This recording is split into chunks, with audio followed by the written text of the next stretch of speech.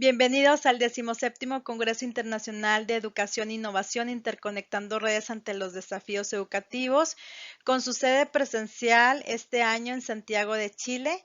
Mi nombre es Guadalupe Maribel Hernández Muñoz de la Universidad Autónoma de Nuevo León en México y estaré a cargo del simposio número 50 titulado Investigación en Ciencias, Humanidades y Educación desde una perspectiva interdisciplinaria. Este simposio se integrará por 8 trabajos y vamos a iniciar con el primero que nos lo presentará el maestro Alfonso Alarcón Cervantes de la Universidad de Monterrey y estudiante de doctorado de la Facultad de Ciencias de la Comunicación en la Universidad Autónoma de Nuevo León, que nos presentará su trabajo titulado Docentes e Inteligencia Artificial.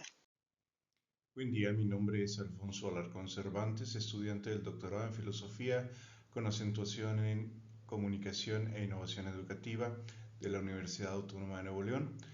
Voy a hablar sobre el tema de docentes e inteligencia artificial. Antes de comenzar propiamente el tema, tenemos que recordar que multitud de innovaciones tecnológicas han despertado resistencias por parte de sociedades y comunidades y por, obviamente, todas las personas. Estas resistencias se deben a que cada vez que hay un cambio de paradigma, la sociedad, las personas deben dejar de atrás formas normales de hacer las cosas y explorar nuevas formas de hacerlas. Para entender por qué se dan estas resistencias, esta gráfica puede ser muy útil. Vemos cómo después de que los innovadores crean la tecnología, unas primeras personas que adoptan estas formas nuevas llevan a muy altas expectativas. Después de eso hay un impasse, hay un hueco, una brecha, mientras parece ser que decae el interés por esas tecnologías. Sin embargo, después, cuando la gente empieza a encontrarle una utilidad práctica, un uso cotidiano, pues se empieza a permear a una gran parte de la población. Posteriormente, tenemos personas que se dan cuenta que tienen que usarlo y al último personas que por alguna razón decidieron que no podían utilizarla, que no querían utilizarla o simplemente pues lo dejaron atrás. Las personas renuentes a las nuevas tecnologías que podrían llamarse los apocalípticos de Humberto Eco son personas que extrañan la forma antigua, la forma usual de hacer las cosas y prevén o imaginan cambios muy profundos en sus día a día y en la sociedad. La inteligencia artificial ha tenido un impacto particular en la educación, dado que pareciera que va a desplazar habilidades comunes de trabajo, de producción y demás. Esto obviamente provoca resistencias para su uso por parte de docentes y maestros. Es importante tener claro que estas tecnologías llegaron para quedarse como tantísimas otras, ¿no? Que como lo vimos al principio, y la educación no puede obviarlas, no puede ignorarlas y tiene que hacerlas suyas antes de que los alumnos, que los estudiantes, pues sobrepasen en capacidad a los maestros. ¿Qué es lo que da más miedo de estas nuevas tecnologías? Pues principalmente que los alumnos lo utilicen de manera poco ética para generar contenidos que ellos tendrían que generar por sí mismos. Bueno, toda proporción guardada, podríamos pensar nosotros en cómo el automóvil hace que dejemos de caminar y nos facilita el llegar de un lugar a otro. Estas nuevas tecnologías van a hacer eso. Los maestros van a tener que buscar nuevas formas de plantear el trabajo para que lo que puede ser hecho por las máquinas sea hecho por las máquinas y el hombre, el ser humano, la persona, se dedique a pensar. ¿Qué hay que hacer entonces? Buscar qué cosas son particulares de los alumnos y qué cosas puede ser la máquina. Y para las cosas que pueda hacer la máquina, hay que preparar a los alumnos para que ellos sepan cómo usarla de forma ética, crítica e inteligente. Para terminar, dice Kent que hay que comenzar por conocer al enemigo o tal vez más apropiadamente conocer a nuestro nuevo colega. Tenemos que ver a estas nuevas tecnologías de inteligencia artificial como herramientas que van a sumar al proceso de crecimiento personal y profesional de nuestros alumnos y de nosotros mismos. Y si no lo hacemos, vamos a ser parte de esos rezagados que después no van a tener espacio en estos tiempos. Gracias. Dejo aquí con ustedes algunas de las referencias que utilicé para la elaboración de este ensayo. De particular interés para todos podrían ser las que fueron creadas por la UNESCO.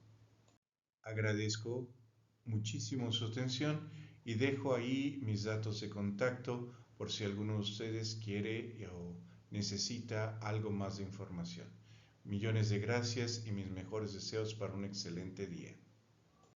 El segundo trabajo de este simposio es titulado Contribution of the Multimedia Technologies Course to the Graduation Profile, a cargo de la maestra Elsia Escamilla Salazar, de la Universidad Autónoma de Nuevo León, de la Facultad de Ciencias Físico-Matemáticas. Como coautores está el maestro Atilano Martínez Huerta, el maestro José Apolinar Loyola Rodríguez y una servidora. Bienvenidos al 17º Congreso Internacional de Educación e Innovación. Mi nombre es Elsia Escamilla Salazar, estoy adscrita a la Universidad Autónoma de Nuevo León, aquí ubicada en Monterrey, Nuevo León, México. Actualmente me desempeño como profesora investigadora en la Facultad de Ciencias Físico-Matemáticas y en coautoría de mis compañeros doctora Atilano Martínez Huerta, doctora Guadalupe Maribel Hernández Muñoz y el doctor José Apolinar Loyola Rodríguez, me permito presentar dentro de este simposio, dentro de este congreso, el tema contribución de las asignaturas de tecnología multimedia perfil de egreso. Diseñar un plan de estudios educativo basado en una competencia representa un desafío que requiere una metodología sólida, así como un tiempo y recursos institucionales adecuados en línea con las necesidades cambiantes de la sociedad. Partimos de la propuesta de Tabón, la cual se basa en una amplia gama de experiencias recopiladas en diversas instituciones universitarias de Latinoamérica. Este modelo se estructura en 3 fases fundamentales: la dirección de la formación, la organización curricular y la definición del proceso de aprendizaje. Enfocándonos en el perfil de egreso, también conocido como perfil profesional, se define como un conjunto de características que incluyen competencias, habilidades, conocimientos y atributos que un estudiante adquiere durante su formación y que son evaluados y legalmente avalados por una institución. Este perfil busca que el estudiante sea reconocido como un profesional en su área de especialización, según lo discuten Corbalán y Hawes en su trabajo de 2005. Bien, el objetivo final del currículum es alinear la formación con las necesidades de la sociedad y formar a profesionales específicos, lo cual se logra a través del diseño del plan de estudios, que sirve como base para el desarrollo docente y es una parte integral de la carrera universitaria.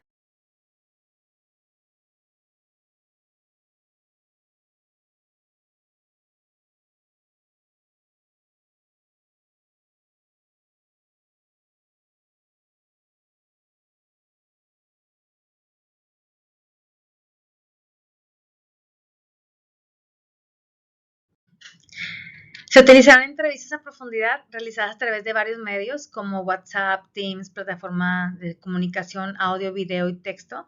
Posteriormente se transcribieron para su análisis. Además, se realizó una búsqueda de información relacionada con el tema y se formuló una pregunta de opción para identificar a los participantes del estudio. Los resultados obtenidos de los estudiantes se centran en la asignatura de tecnología multimedia, la cual contribuye a la introducción de conceptos clave en el desarrollo web fundamentales para la carrera. Los estudiantes valoran positivamente la oportunidad de familiarizarse con diversas herramientas multimedia y reconocen su relevancia para su futuro profesional. Sin embargo, también señalan áreas de oportunidad como el diseño visual, que no suelen ser una fortaleza para los licenciados en ciencias computacionales.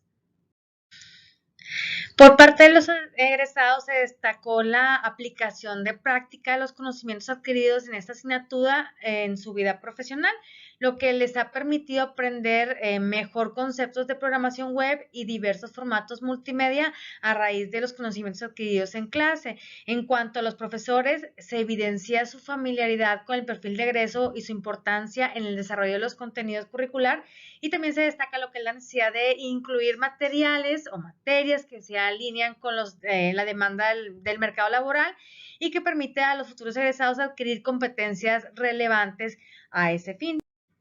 En conclusión, podría decir que este estudio resalta la importancia de alinear el diseño curricular con el perfil de egreso y las demandas del mercado laboral. Se recomienda diseñar instrumentos cuantitativos para evaluar el aprendizaje y la aplicación de conocimientos con el fin de garantizar una educación de calidad y fomentar profesionales competentes y adaptados a las necesidades de la sociedad.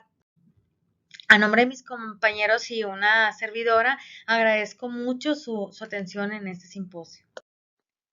El tercer trabajo está a cargo de la maestra Karen Deyanira Román Martínez y del doctor José Gregorio Alvarado Pérez de la Universidad Autónoma de Nuevo León y de la Facultad de Ciencias de la Comunicación.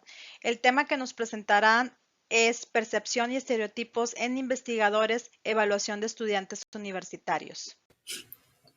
Hola, yo soy Karen Román y en este artículo de investigación me acompaña el profesor José Gregorio Junior Alvarado Pérez. Este artículo es estructurado como Percepción y estudios de estereotipos en investigadores, evaluación de estudiantes universitarios de la Universidad Autónoma de Nuevo León, de la Facultad de Ciencias de la Comunicación. Se tiene la creencia de que existen diversos estereotipos que caracterizan a hombres y a mujeres que trabajan en el ambiente de la ciencia o investigación. Con la finalidad de conocer las percepciones de estos jóvenes universitarios, este artículo es un análisis en el ámbito de la investigación para identificar las características particulares que distinguen a las personas que se dedican de manera profesional al trabajo científico. Investigaciones pasadas, como es el caso de Galvadón 1999, afirma que los estereotipos tienen ciertas características en funciones de la sociedad. Por ejemplo, puede ser un facilitador para la identificación social. Además, agregó que en esta época de 1999 se consideraba al hombre como superior en el ambiente de la ciencia, investigación y educación. Nosotros para este artículo se llevó a cabo un instrumento. Este instrumento tiene como finalidad conocer un poquito sobre la percepción de los jóvenes. Fue titulado Estereotipos de género en la ciencia, percepción de los alumnos universitarios. Para el diseño de esta herramienta se llevó a cabo una revisión de literaturas con temas relacionados a esta investigación. Posteriormente se determinaron las dimensiones físicas, valores, cualidad y conocimiento. El instrumento se compone por un total de 32 ítems para analizar la variable denominada estereotipo o estereotipos de los hombres y mujeres dedicados a la investigación y a la ciencia. Se realizó una fase de pilotaje entre 100 estudiantes universitarios de nivel superior.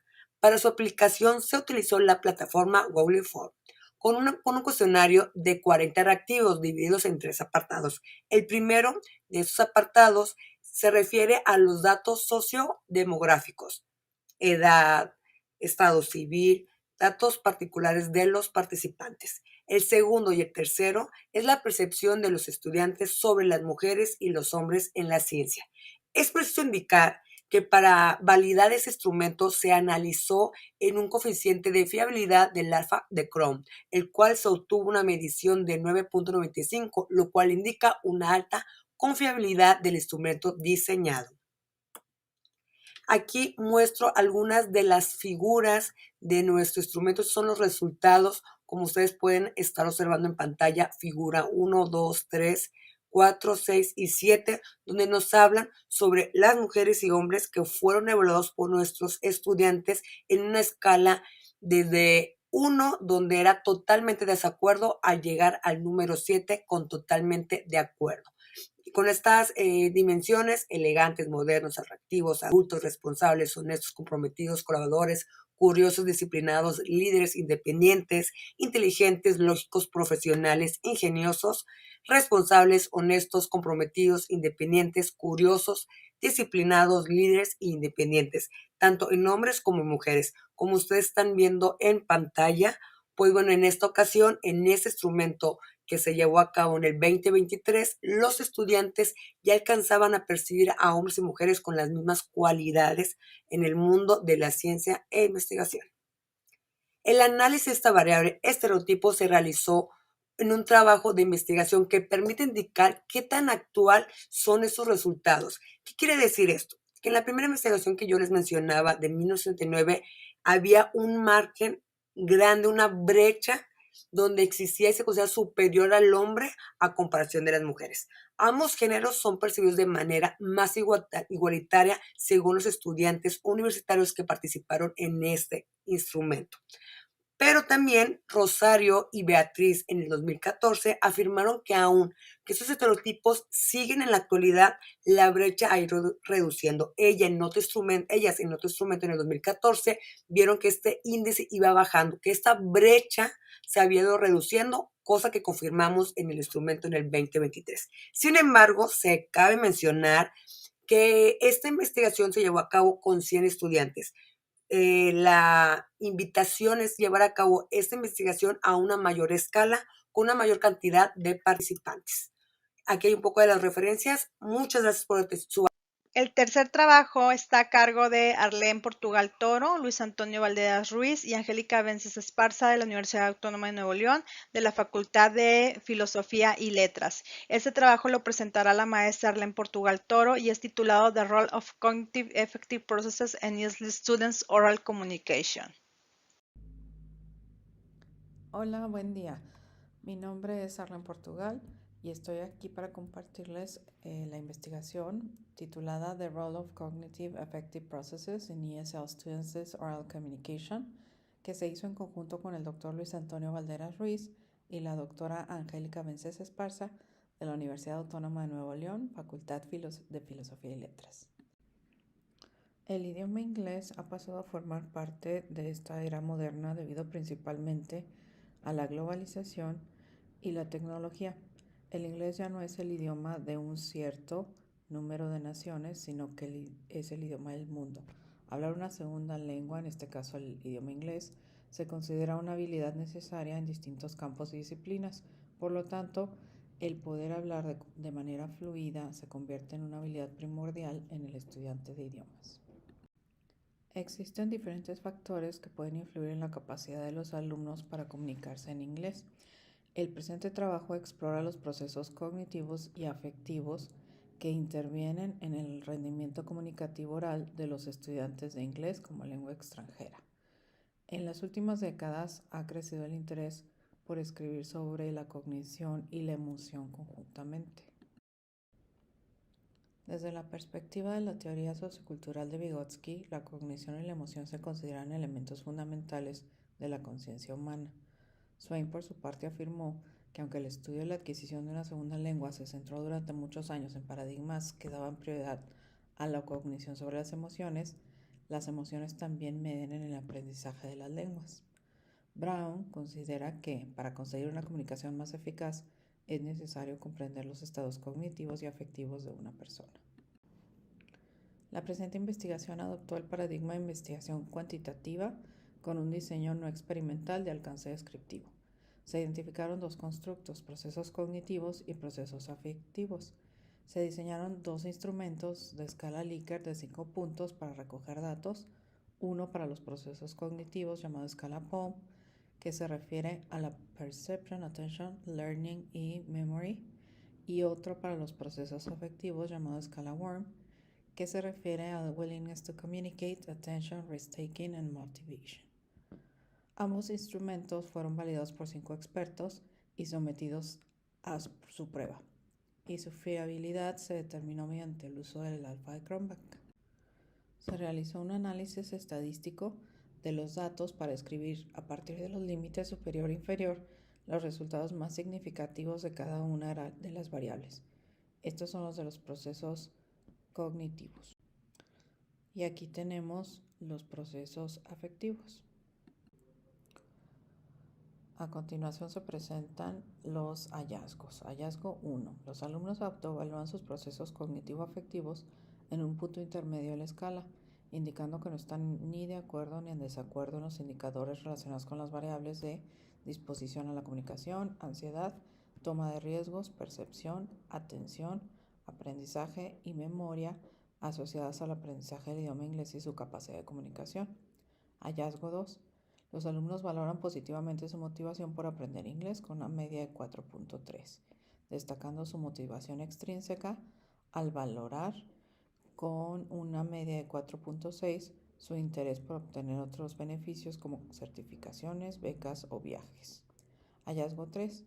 En el 77% de los indicadores que corresponden a procesos afectivos, algunos alumnos se autoevalúan con el valor mínimo de 1, lo que indica que no tienen ganas de comunicarse, muestran ansiedad cuando tienen que comunicarse en el idioma inglés, les cuesta asumir riesgos y no sienten entusiasmo por entender cuando se les pregunta algo en inglés.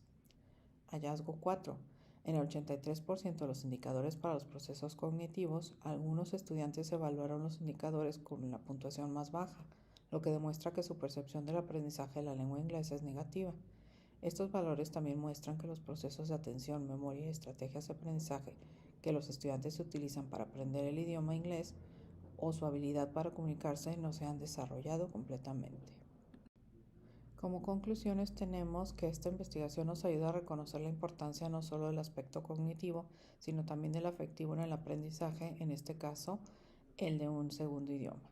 Tener en cuenta los procesos cognitivos y afectivos en la enseñanza del inglés como lengua extranjera nos hace conscientes como docentes de la importancia de llevar a cabo una instrucción más holística, que garantice que los estudiantes no solo estén equipados con los conocimientos y habilidades necesarios para la adquisición de una nueva lengua, sino que tengan la resiliencia emocional para hacer frente a los retos y dificultades que se encuentran en el camino.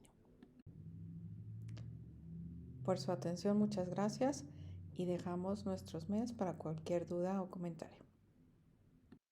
El siguiente trabajo está a cargo del maestro Carlos Guadalupe González Cardona y la doctora Lisette Berenice González Martínez de la Facultad de Filosofía y Letras de la Universidad Autónoma de Nuevo León. Nos presentarán el trabajo titulado Competencias digitales en la formación de profesionales en educación. Hola, buenos días. Nosotros somos la doctora Lisette Berenice González Martínez, su servidor Carlos Guadalupe González Cardona. Somos de la Universidad Autónoma de Nuevo León y estamos presentes en el Congreso Internacional de Educación e Innovación, interconectando redes ante los desafíos educativos. Nuestro título de la ponencia es Competencias digitales en la formación de profesionales en educación. Para dar una introducción al tema que ya les mencionaba ahorita mi compañero Carlos, pues tenemos que la parte de la tecnología educativa ha sido el punto medular. Hubimos de hacer una conceptualización y cómo es que se ha dado este cambio de este concepto de tecnología educativa con el paso de los años, y pues mostramos en el estudio cómo se fue dando una transformación desde las tecnologías de la información, comunicación, conocimiento y aprendizaje digital, cómo estas se van entrelazando de manera que se van estableciendo, identificando, definiendo competencias digitales en el profesorado de educación superior, y a su vez lo vimos enlazando, vimos que era necesario enlazarlo con la parte de la transformación digital, cuáles eran las prácticas pedagógicas innovadoras, y son estos los tres elementos que son el fundamento y los elementos que se entrelazan para ver la parte de que nos interesaba ahora estudiar o cómo íbamos a identificar esta información. Se aplicó un instrumento y vimos que eran distintas las variables a considerar. Vimos que la edad media del alumnado con el cual se hizo este estudio fue entre los 18 y los 21 años de edad. Estos 260 estudiantes que se tomaron como muestra de la licenciatura en educación en esta universidad pública en el norte de México. La técnica que utilizamos para recabar la información fue la encuesta con un instrumento tipo cuestionario con 20 ítems. Se seleccionaron de manera con un muestreo no aleatorio entre los 10 semestres que dura este programa de licenciatura, con las cantidades de alumnado que están señalados en esta esquina superior derecha del gráfico, que abarcamos, como mencionamos, desde el primero hasta el 10º semestre y cubrimos, vamos a decir, una cantidad muy semejante entre unos y otros. Adelante.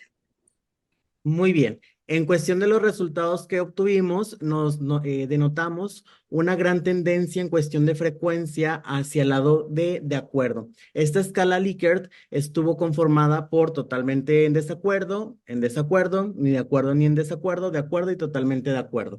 Entonces, en este caso, la alfabetización informacional, soy capaz de localizar información a través de diferentes fuentes y bases de datos, soy capaz de organizar y analizar y usar éticamente la información a partir de una variedad de fuentes, sintetizo la información mediante tablas, gráficos, esquemas, utilizo los recursos y herramientas digitales para la exploración de temas en el mundo actual y la solución de problemas. Tuvieron una gran frecuencia en cuestión de acuerdo. Esto lo vamos a estar vinculando en cuestión de las conclusiones, porque al estar tomando en cuenta que es la formación de formadores, lo estamos vinculando a los futuros procesos educativos y sobre todo a las futuras prácticas pedagógicas innovadoras y de cómo se va a estar evidenciando la competencia digital. En cuestión de la comunicación y colaboración, soy capaz de comunicarme con otras personas utilizando herramientas sincrónicas. Sé usar software de trabajo colaborativo utilizando herramientas online tipo Groupware.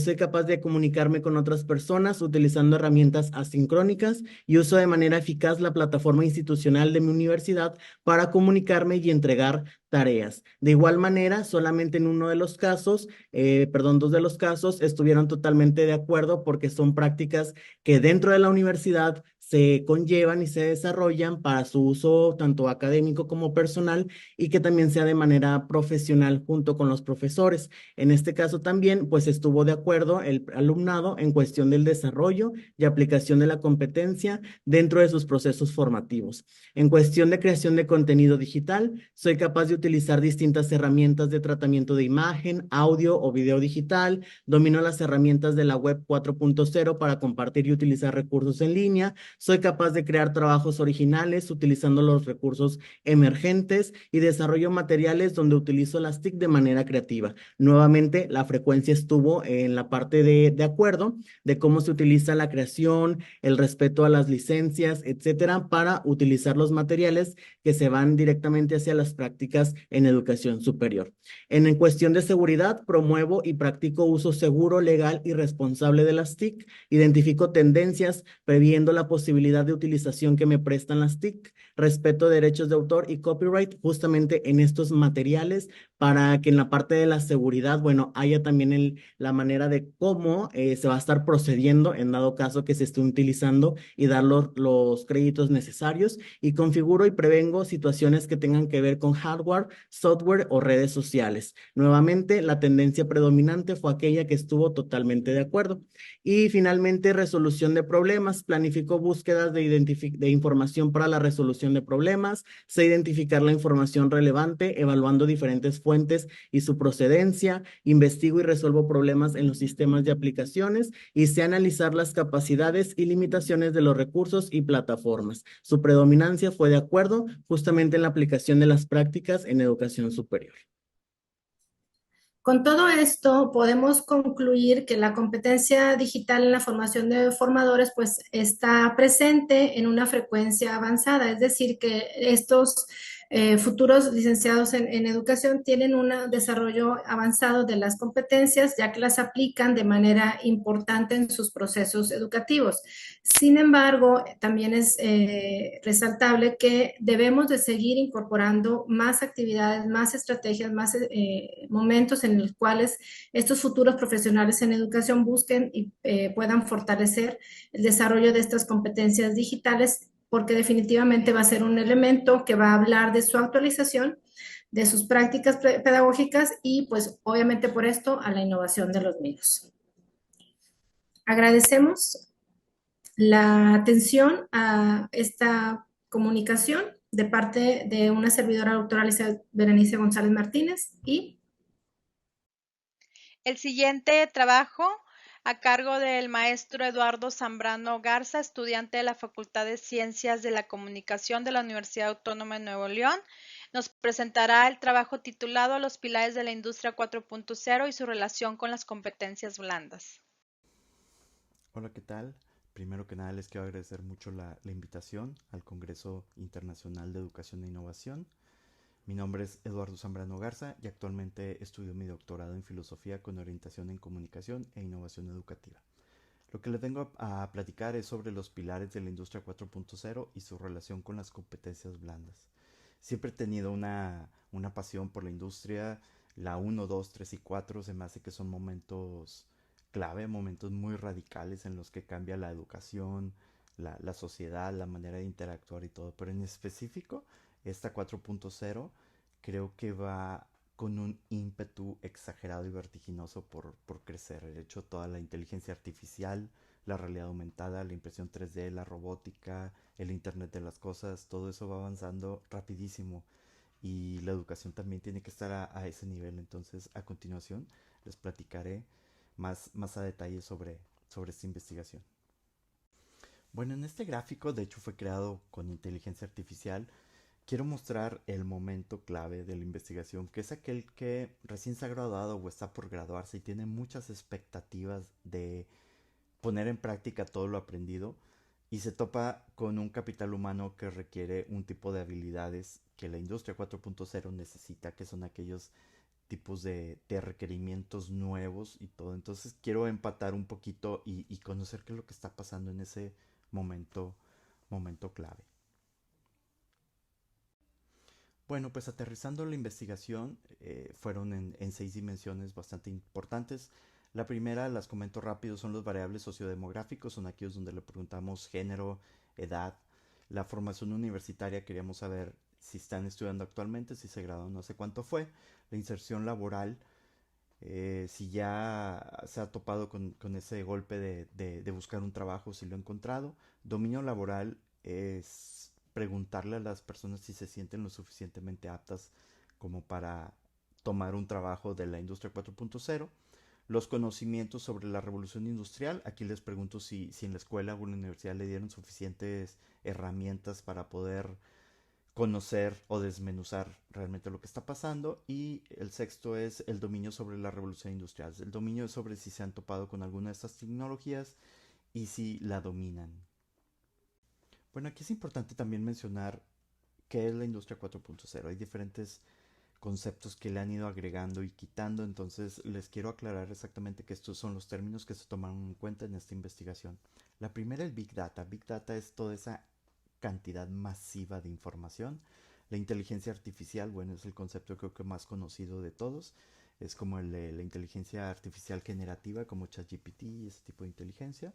Los robots y la autonomía, el Internet de las cosas, es aquella hiperconectividad que existen entre diferentes objetos. La ciberseguridad, muy importante.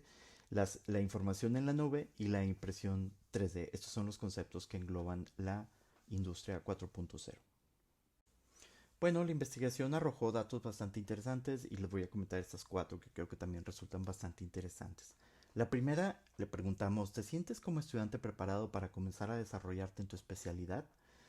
Pues hubo empate. El primero y el segundo grupo, los de ningún conocimiento y tengo conocimiento básico, fueron los de mayoría y podemos ver la escala visualmente y si hay una tendencia o al menos una preocupación bastante importante que el estudiante no se siente confiado.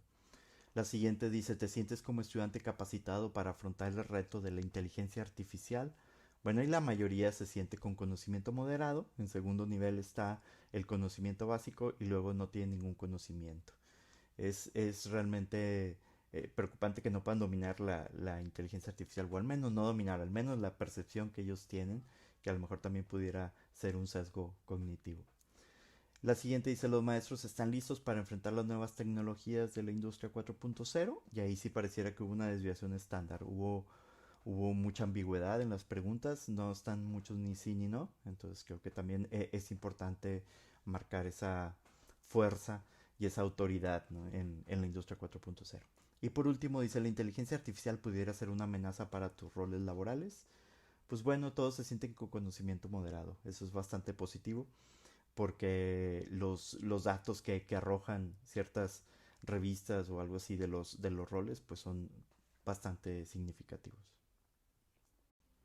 Bueno, esta gráfica también creo que es bastante interesante y aquí cambia la métrica. Aquí A es totalmente de acuerdo, B de acuerdo, C neutral, D en desacuerdo y E totalmente en desacuerdo.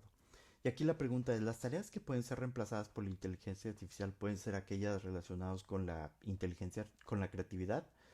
Y pues bueno, ahí sí la gente puso que está de acuerdo. Eso me llamó mucho la atención porque todo lo que es creatividad, la inspiración y todo, como que son experiencias que sentimos que son muy humanas. Y aquí los jóvenes dicen, no, claro que sí, esa puede ser reemplazada por la inteligencia artificial. El segundo es el esfuerzo físico. Bueno, para ellos lo consideran muy moderado. La interacción social y el liderazgo y motivación, esas son de plano, muchos las consideran, al menos la tendencia es que las consideran mucho más humanas. Esas sí creen que no van a poder ser reemplazadas por la inteligencia artificial. Y más abajo, bueno, vienen el conocimiento versus dominio. Conocimiento es aquellas herramientas que les dan en la escuela, si les dieron suficiente conocimiento de conocer, de desmenuzar, de hablar de estas tendencias, y el dominio si alguna vez han tenido un contacto con este tipo de tecnologías. Y se me hizo muy, muy interesante porque hay una tendencia entre A y B de repunte. Como podemos ver en conocimiento A y B, en la primera Big Data, en inteligencia artificial totalmente es A y B, robot y autonomía A y B también, Internet de las cosas A y B, fortísimo, ciberseguridad A y B, en computing no tanto, y en impresión 3D pues también A, y E quiere decir ningún conocimiento. Entonces prácticamente hay una tendencia donde los jóvenes no sienten que están con los conocimientos básicos de estas tecnologías. Bueno, pues les agradezco mucho su tiempo, les agradezco mucho la oportunidad de participar en este Congreso Internacional de Educación e Innovación. Aquí les dejo mis datos, como les repito, mi nombre es Eduardo Zambrano Garza y les pongo mi correo electrónico por si tienen alguna duda o en algo los puedo apoyar, cuenten conmigo. Estoy a sus órdenes y nuevamente les agradezco mucho. Gracias.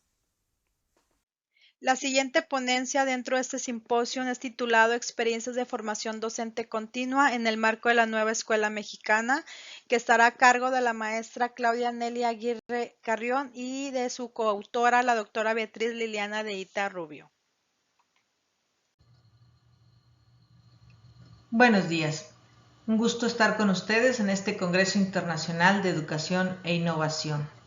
Mi nombre es Claudia Nelly Aguirre Carrión y vengo a presentar la ponencia Experiencias de formación docente continua en el marco de la nueva escuela mexicana. Este es un estudio exploratorio que forma parte de una investigación más amplia que estoy desarrollando como parte de mi trabajo doctoral en la Universidad Autónoma de Nuevo León con la asesoría de la doctora Beatriz Liliana de Ita Rubio, quien también es coautora de esta ponencia. A partir de agosto del año 2022 se implementa en México un nuevo modelo educativo denominado Nueva Escuela Mexicana, que tiene un corte humanista e inclusivo. Para implementar este nuevo modelo educativo, que trae una propuesta curricular, se establecieron en México desde la Autoridad Educativa Federal un modelo de formación docente denominado Talleres Intensivos de Formación Continua. Estas son reuniones colegiadas que implican aprendizaje entre pares, trabajo colaborativo y una perspectiva interdisciplinar. Dentro de la nueva escuela mexicana tenemos 4 elementos de articulación, que son la integración curricular, la autonomía profesional del magisterio que faculta a los docentes para que puedan hacer adecuaciones a los contenidos y adaptarlos a la realidad del estudiante, la comunidad como un núcleo integrador de los procesos de enseñanza y aprendizaje y el derecho humano a la educación. La propuesta curricular incluye lo que es el plan y programa de estudios, así como los libros para los alumnos y para los maestros, la estrategia de formación docente, el codiseño curricular y el desarrollo de estrategias nacionales, así como la transformación administrativa y de gestión. Como parte de esta investigación, nos planteamos estas 3 preguntas de investigación. ¿Qué opinión tienen los maestros de los procesos de formación continua en los que han estado participando durante los 2 últimos ciclos escolares en el marco de la implementación de este nuevo modelo curricular? ¿Cómo valoran el aporte de estas experiencias formativas a su práctica profesional? y cuál es su perspectiva sobre la relación de estas experiencias y el trabajo interdisciplinar en las aulas. Hicimos este estudio desde un enfoque cualitativo con una población en la que tomamos una muestra de docentes de escuelas secundarias, de escuelas públicas. Usamos el instrumento de entrevista semiestructurada y un procesamiento en el cual, mediante el análisis de contenido, se revisaron los discursos de los participantes para observar el sentido que atribuyen a las experiencias de formación continua en las que han participado. Entre los resultados, acomodamos el análisis en 3 ejes. El primero de ellos, opiniones sobre el dispositivo formativo. Este dispositivo denominado talleres intensivos de formación continua, del cual el 50% de los docentes entrevistados considera que es una modalidad de trabajo adecuada para formar a los docentes en servicio, ya que les permite estar actualizados y compartir ideas como colectivo. El resto prefiere aprender mediante otros dispositivos como los cursos o la práctica misma. Francisco Invernón, especialista en esta área, señala que la formación continua debe fomentar el desarrollo de capacidades reflexivas que permitan a los docentes interpretar, comprender y reflexionar sobre la práctica a partir de experiencias interactivas de aprendizaje entre iguales. El siguiente eje de análisis, que es la valoración del aporte de la experiencia formativa a la práctica profesional en general, los maestros nos señalan que los contenidos de estos talleres contribuyen a su formación profesional desde su punto de vista en un 75%. Les permiten reflexionar sobre la práctica en un 87% y mejorar la práctica que desarrollan cotidianamente en las aulas en un 79%. Los maestros reconocen que algunas competencias profesionales se han fortalecido a partir de estas experiencias de formación. Entre las competencias didácticas, la planeación, el diseño de proyectos interdisciplinares, algunas estrategias de enseñanza-aprendizaje, formas de organización y evaluación formativa. Pero también han enriquecido sus competencias interpersonales como la comunicación asertiva, la toma de decisiones, formas de seleccionar, interpretar y presentar la información y el trabajo colaborativo. En el tercer eje de análisis, que refiere a las opiniones de los maestros sobre la relación de estas experiencias formativas y el trabajo interdisciplinar que tienen que desarrollar en las aulas, ellos señalan los siguientes aspectos negativos. Consideran que aún no se domina lo suficiente los contenidos para consolidar de forma idónea el trabajo interdisciplinar. Todavía tienen muchas dudas sobre los nuevos programas y metodologías de trabajo. Entre ellos convergen ideas muy diferentes sobre cómo deben trabajar y es difícil ponerse de acuerdo. El compromiso entre los docentes es desigual. Algunos siguen considerando que solo su asignatura es importante y no están dispuestos a participar en un proyecto colaborativo. Desde su punto de vista, no todos los temas se pueden trabajar en forma interdisciplinaria. En ocasiones los alumnos se sienten confundidos con esta nueva forma de trabajo que trasciende a las asignaturas que tradicionalmente estaban acostumbrados a llevar, y falta una revisión sistemática de resultados. Sin embargo, hacen resaltar también algunos aspectos positivos. El trabajo interdisciplinar permite diversificar el aprendizaje y da una participación más activa y protagónica al alumno, además de que posibilita el desarrollo de otras habilidades desarrolladas con la comunicación, la toma de decisiones y el trabajo colaborativo. Entre las conclusiones podemos destacar las siguientes. Los talleres intensivos de formación continua representan un esfuerzo institucional por abrir un espacio de formación docente colegiada y situada desde el cual se problematice la realidad y se puedan lograr acuerdos pedagógicos y organizacionales entre los docentes encargados de las diferentes asignaturas. Pero en la práctica, de acuerdo a la experiencia manifestada por los maestros, han resultado insuficientes. Desde los espacios formativos tienen que permear nuevas formas de concebir los procesos de aprendizaje. Se debe brindar un mayor reconocimiento a la autonomía de las escuelas en la definición y atención de sus necesidades formativas. Y requerimos de establecer las bases para evolucionar paulatinamente de las experiencias de formación continua a la construcción de comunidades de aprendizaje profesional y de práctica desde los cuales los docentes problematicen y rediseñen su práctica de forma permanente. Les agradezco mucho su atención. Dejamos aquí los correos de contacto para cualquier comunicación que quieran hacer con nosotros. Muchísimas gracias. Un gusto estar aquí.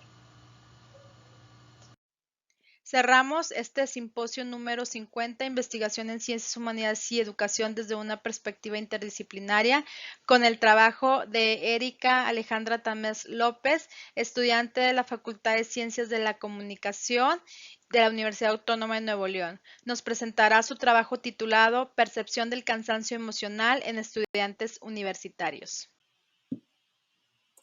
Muy buenas tardes. Mi nombre es Erika Alejandra Tamés López, de la Universidad Autónoma de Nuevo León, en la Facultad de Ciencias de la Comunicación. El día de hoy vengo a presentarles la percepción del cansancio emocional en estudiantes universitarios. La educación a distancia sigue presentando ventajas para los estudiantes que trabajan o viven lejos del plantel, también para los que tienen tiempo limitado o necesitan un horario más flexible. Es a partir de la pandemia vivida en el 2020, el COVID-19, que las clases en línea se vuelven imperativas en México debido al mandato de distanciamiento social. En este periodo se ha documentado cómo la vida del docente y del estudiante se transformó en un reto diario. Aunque durante la pandemia del COVID-19 las clases se llevaron en su totalidad en línea, muchas universidades, ya sea por cuestión de cupo o por comodidad del mismo estudiante, continúan utilizando esta modalidad. El compromiso del alumno sigue estando presente para realizar las evidencias en tiempo y forma. Y aunque el panorama ya no es incierto para los estudiantes, aún así genera cansancio y desmotivación en algunos. A partir de las clases en línea, todo un nuevo vocabulario llegó a nosotros. Por ejemplo, la alfabetización digital. También se habló como nunca antes de la salud mental, del manejo de emociones y sobre todo del cansancio emocional y del burnout. Es por eso que este estudio se refiere a la percepción que tienen los estudiantes ahora que, aunque no estamos bajo una pandemia, sí están llevando todas sus clases a través de la modalidad en línea. Para esto se utilizó la escala de cansancio emocional con 10 ítems y se agregó una pregunta abierta al final. El cuestionario fue implementado a 78 estudiantes de universidad pública, 50 mujeres y 28 hombres, con edades entre los 19 y los 25 años, a través de Google Forms. En los resultados pudimos dividir el cuestionario en dos partes. En una parte eran las actividades dedicadas a labores escolares y tiempo que el estudiante dedica a pensar en ello, y en la otra parte la expresión de desvalorización personal y síntomas psicosomáticos que el estudiante puede sufrir. En los resultados encontramos que para la parte de lo escolar, para la afirmación los exámenes me producen tensión excesiva, la mayor cantidad de respuestas se encuentra en algunas veces con 33.3, seguido de con frecuencia y siempre. Para la afirmación de días en que no duermo bien a causa del estudio, la respuesta más marcada fue con frecuencia, pero inclinada hacia abajo, o sea, algunas veces y luego pocas veces. Para la afirmación, me siento emocionalmente agotado por mis estudios. Aquí sí están inclinadas las respuestas hacia pocas veces. Y esto confirma que mientras los estudiantes se sientan en control de lo que están haciendo, es decir, aquí, por ejemplo, en su tiempo, en cómo entregan las tareas, etcétera, menos agobio sienten o menos agotamiento sienten. Luego, para la afirmación, trabajar pensando en los exámenes me produce estrés. La afirmación, la respuesta algunas veces alcanza un 32.05%. Esto es muy común en los estudiantes que eligen la modalidad en línea, ya que la mayoría trabaja, ya sea para pagar sus estudios, para independizarse o simplemente para tener un poco más de dinero para sus gastos personales y no ser una carga para su familia. Por la parte de la desvaloración personal del cansancio emocional, pero que sea agotamiento físico, sí podemos encontrar una gran diferencia entre las dedicadas a lo escolar y las dedicadas a lo que el estudiante siente. Por ejemplo, en la afirmación, creo que me esfuerzo mucho para lo poco que consigo, y la afirmación, me siento bajo de ánimo, como triste, sin motivo, la respuesta más representativa fue la de algunas veces, y en el 30.77 para con frecuencia. Luego, para la afirmación, tengo dolor de cabeza y otras molestias que afectan mi rendimiento, el porcentaje más alto fue de con frecuencia, con 28.21. Recordemos que el cansancio emocional comienza también por afectar lo físico. Es por eso que son contextos psicosomáticos. Para la afirmación, hay días que noto más la fatiga y me falta energía para concentrarme. También la más alta fue con frecuencia, con 32.05. Y para la afirmación, me siento cansado al final de la jornada de trabajo, se cambian las respuestas por la mayoría en algunas veces, con 35.90, y con frecuencia en el 30.77. Las respuestas de la parte dedicada a los estudios siempre iban a tender desde algunas veces hacia pocas veces. Rara vez era con frecuencia. Aquí, en las tendientes a la desvaloración personal y síntomas psicosomáticos, van de algunas veces hacia arriba, con frecuencia, siempre, etc. Y esa es la diferencia entre estas dos. Otra parte que llamó la atención en este estudio es la de la pregunta abierta. Le preguntamos a los alumnos que fuera de la parte escolar, cuál identificaban que era su fuente de cansancio emocional o la fuente que agregaba cansancio emocional a sus vidas. 12 personas mencionaron el trabajo, 11 la escuela, y aquí viene algo interesante. 10 personas mencionaron las obligaciones del hogar. Aunque no trabajaban o pudieran estar trabajando, como quiera mencionaban las obligaciones del hogar. Pero lo interesante es que fueron solamente mujeres. Ningún varón mencionó estas palabras. Luego, con el mismo número de menciones, viene la presión social, vienen las competencias de calificaciones y con menor número de menciones, la familia, la salud mental, los amigos y el noviazgo, que aunque se mencionen pocos poco no quiere decir que no existan o que no influyan en la vida del estudiante. Como conclusión, podemos llegar a comprender que las estrategias de afrontamiento, como la resiliencia y el optimismo, pueden contribuir a mejorar la situación del individuo.